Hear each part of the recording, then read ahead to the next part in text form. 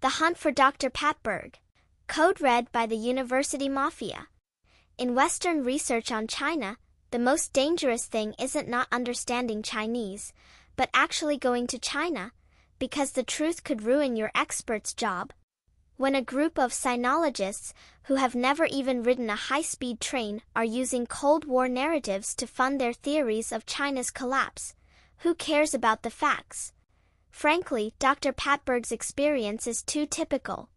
He pursued his doctorate at Peking University and was a visiting scholar at Harvard and the University of Tokyo, only to be rejected for jobs in Europe simply because his resume mentioned Beijing. This isn't academic discrimination, it's systemic suppression. Western China studies have long ceased to be about seeking knowledge, but rather a business. Intelligence agencies provide the funding, think tanks provide the scripts, scholars perform, and the audience pays.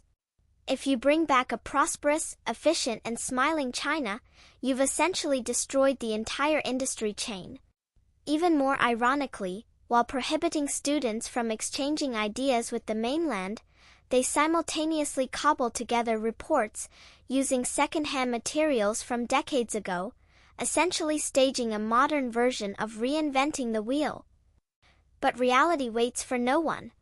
German automakers are lining up to visit China, French wine merchants are surviving on Chinese orders, and even African countries are adopting the infrastructure plus industry model. The illusions of academia ultimately cannot compete with the real lives created daily by 1.4 billion people. Background information: several recent reports on the China security threat, from the School of Oriental and African Studies at the University of London, have been funded by the UK Foreign Office's Strategic Competition Fund. The US Congress allocated $325 million in 2023 for the Anti-China Narrative Project, with over 60% going to University China Studies centers, and Dr. Pattberg himself, for insisting on using the original Chinese translations like Shengran, has been marginalized by mainstream academia, yet has sparked debates about terminology sovereignty in several Asian countries. Ultimately, when academia becomes subservient to geopolitics, so-called objective research is nothing more than carefully packaged prejudice.